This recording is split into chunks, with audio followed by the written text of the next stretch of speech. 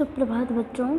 आइए आज हम कक्षा 6 की संस्कृत पढ़ते हैं। हमारा 7वां पाठ है, चैप्टर 7 सप्तम पाठ का नाम है वन्य जीवनम संरक्षणम। हमें वन्य जीवन, जो वन में रहते हैं जीव, उनका संरक्षण करना है। उनके बारे में बताया गया है कि उनकी देखरेख कैसे होती है। तो स्टार्ट करते हैं हम। हमारा पाठ है बने जायते भवति या सो वन्य जीवो भवति। इसका अर्थ होता है जो वन में पैदा होते हैं और रहते हैं वे वन्य जीव होते हैं। वन्य जीव कौन होते हैं? जो वन में पैदा होते हैं और वन में ही रहते हैं, वो वन्य जीव होते हैं।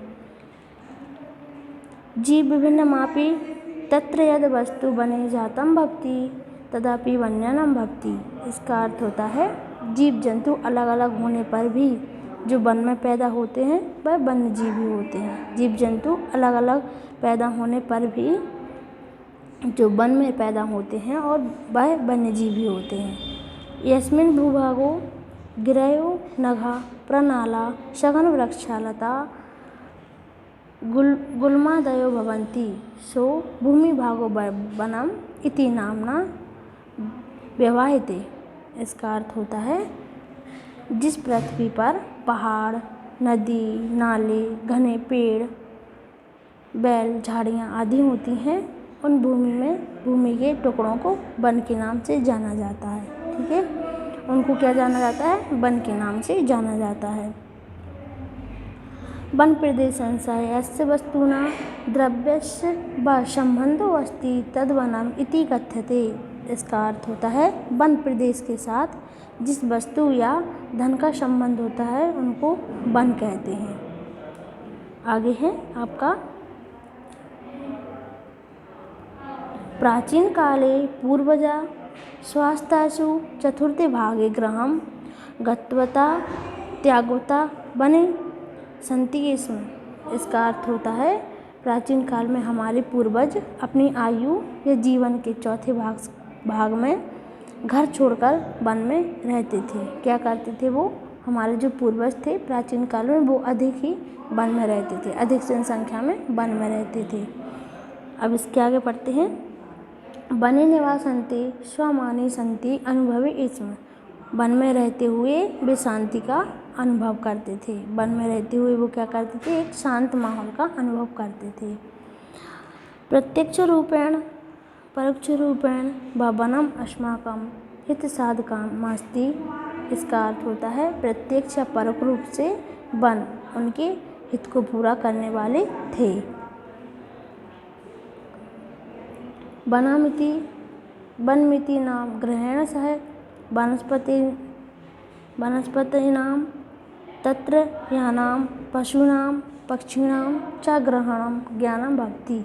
इसका अर्थ होता है वन में नाम लेते ही वनस्पति, वहाँ रहने वाले पशु पक्षियों का ज्ञान होता है।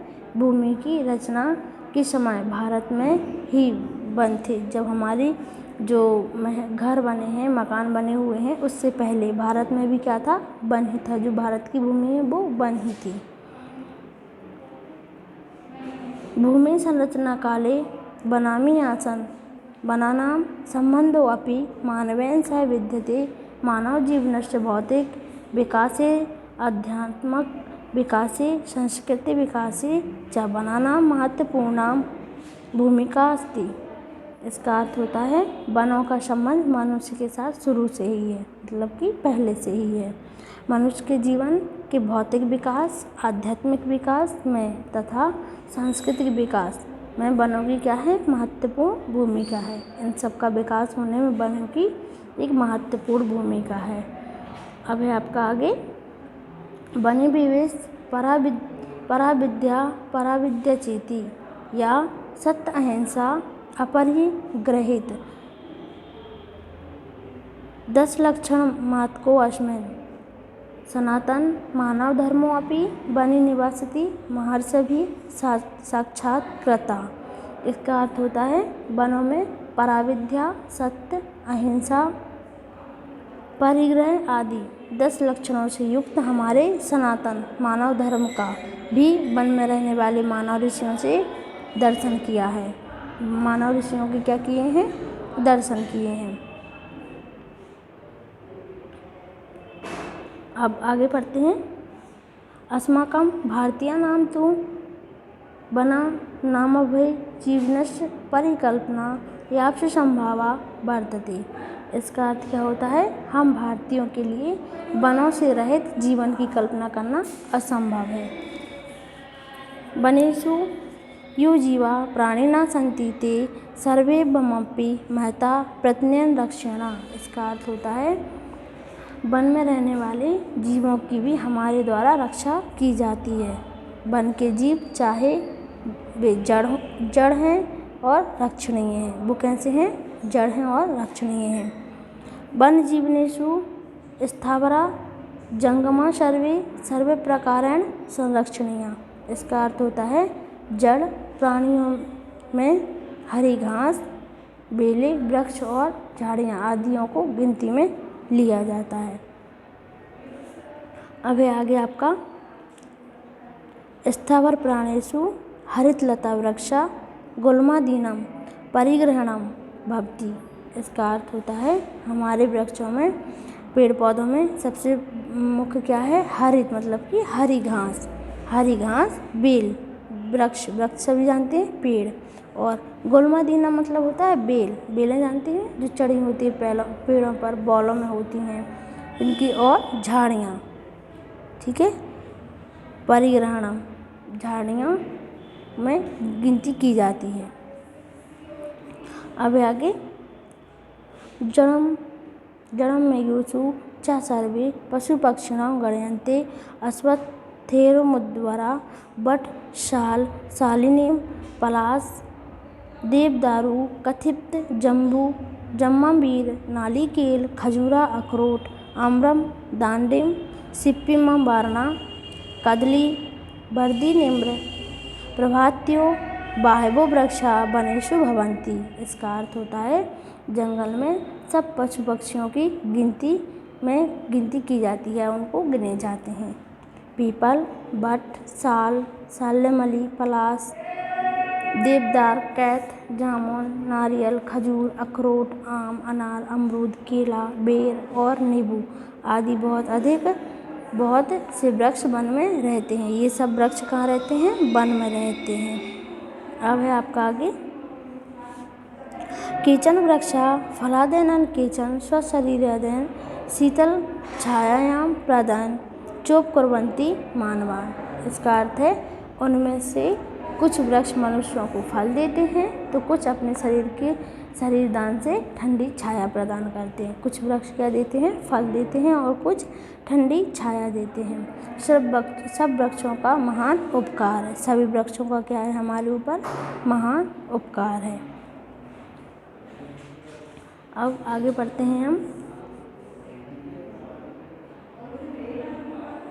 सर्वेषां वृक्षाणां महतो परोपकारमति वर्तते यदि एते प्राणवायुप्रदायन् जीवयन्ति निखिल जीवनं वनेषु या औषधाय भवन्ति तम अपि रोगिणां संयोगसमागम कृतो कुर्वन्ति।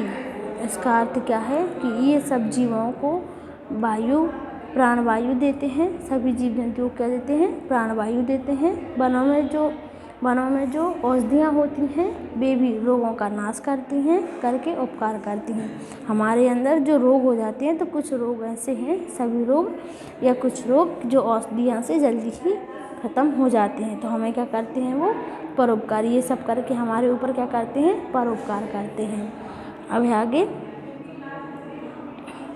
अतः सर्वसां वनो औषधीनां रक्षणां वन स्थान जीवानां रक्षणे भवति वन वृक्षाणामभावे वर्षाया अपव्ययो भवति वृक्षस्य कष्टेन गृहदिकां पदपीठिका सन्निधिकां विविध पौधों भोगयोग्या वास्तूनां निर्माणं च वायं कुर्म। इसका अर्थ होता है स्वयं वनस्पतीय पौधों की रक्षा, वन में रहने वाले जीवों की रक्षा होती है। वन वृक्षों की वन वृक्षों की कमी से वर्षा में भी कमी होती है। यदि पेड़ पौधे कम हो गए तो हमारे यहाँ क्या होगी, वर्षा भी कम होगी। वृक्षों की लकड़ियों से घर के दरवाजे बनाए जाते हैं। गृहादि काम मतलब कि घर के दरवाजे घर के लिए काम में लिए जाते हैं। पलंग, पाद पीठी का मतलब होता है पलंग आदि विभिन्न उपयोगी वस्तुओं को हम बनाते हैं। विविध उपयोग भोग योग्य, इसका मतलब होता है विभिन्न उपयोगी वस्तुओं को हम बनाते हैं। अतो वन वृक्षा सदा सर्वदा अस्माभिः रक्षणीया सन्ति। इसलिए वन के वृक्ष सदैव हमारे लिए कैसे हैं, रक्षणीय हैं। वन्य पाशवियोऽपि संरक्षणीयानि सन्ति। इसका अर्थ होता है वन के पशुओं की भी रक्षा करनी चाहिए। वन के पशुओं की क्या करनी चाहिए, रक्षा करनी चाहिए। जड़गम प्राणेषु वन्य पशूनां पक्षिणां सरीसृप नदीनां नामान्यपि सन्ति। इसका अर्थ होता है गतिशील प्राणियों में सर्प आदि प्राणी भी शामिल किए जाते हैं। वन्य पशु जैसे, देखो इसके आगे पढ़ते हैं हम, वन्य पशु नाम जैसे, इसका मतलब होता है वन में रहने वाले पशु, जैसे सिंह, व्याघ्र, सर्प, भालुकादयो बहवो ही सिंह का प्राणी नाम सन्ति। जैसे शेर, चीता, हिरण, भालू आदि बहुत से सिंह प्राणी हैं। श्रूयतां वने यो हिंसा प्राणिनां सन्ति ते सर्वेऽपि प्राकृतिक संतुलने महत्वपूर्णा भवन्ति। इसका अर्थ होता है सुनो, श्रुत्या मतलब कि सुनो, सभी लोग सुनो। वन में जब तक ये हिंसक प्राणी हैं तब तक ही हमारी क्या है, प्रकृति का संतुलन ठीक है। इसलिए इसका संबंध पुराण काल से, अतएव येषां संबंध पुराण काले देवादिदेव सह स्वीकृता। इसलिए इनका संबंध पुराण काल से देवताओं के साथ भी स्वीकार किया गया है। इनका संबंध किनका, जो हमारे वन्य पशु हैं जो वन में रहते हैं, उनका संबंध पुरातन काल से, पुराने समय से ही किनके साथ किया गया है, देवताओं के साथ, भगवान के साथ स्वीकार किया गया है। जैसे देखो आगे, यथा मतलब होता है जैसे, सिंहो भगवत्या दुर्गया वाहन मास्ति सारमेश्चस्य भगवतो भैरवस्य वाहनं वर्तते। एवं सर्वे पशुपक्षिणां देवताभिः सह सम्बन्धाः सन्ति। अतः एतेषां संस्कृति महत्वपर्यामस्ति। इसका अर्थ होता है जैसे शेर भगवती दुर्गा का वाहन है। शेर किसका है, माता का वाहन है, उस पर बैठती है ना, इसलिए तो उनका वाहन है। और कुत्ता जिसको हम स्वान बोलते हैं, वो कुत्ता किसका है, भैरव भगवान का वाहन है। इन पशु पक्षियों के साथ देवताओं का संबंध है, अतः इनका सांस्कृतिक महत्व भी है। इनका क्या है, सांस्कृतिक महत्व भी है। अब आगे, कृषि विनाशक कीट पतंगिदानां भक्षणां कृता मानव समाजस्य महान्तमनु पराक्रम कुर्वन्ति। अस्माकं वातावरणं समुचितं हारयितुं वन्यजीविनां संरक्षणं परम आवश्यकम् अस्ति। कर्तव्यमस्ति पुनः अस्माकं यद् इमे वन्यजीवा सुखम वयोसि इति। इसका अर्थ होता है पक्षी कृषि को नष्ट करने वाले पतंगों आदि को खाकर मनुष्य समाज का बहुत उपकार करते हैं। हमारे वातावरण को ठीक करने के लिए वन्य प्राणियों की रक्षा करनी बहुत ही आवश्यक है। परम आवश्यक मतलब कि बहुत ही आवश्यक है। कर्तव्यमस्ति पुनः अस्माकं, इसका मतलब होता है हमारा पुनः कर्तव्य है कि यद इमे वन्य जीवा सुखम बसेयु इति। इसलिए हमारा क्या कर्तव्य है, हमें इनकी क्या करनी चाहिए, सुखपूर्वक देखरेख करनी चाहिए, सुखद देखरेख करनी चाहिए।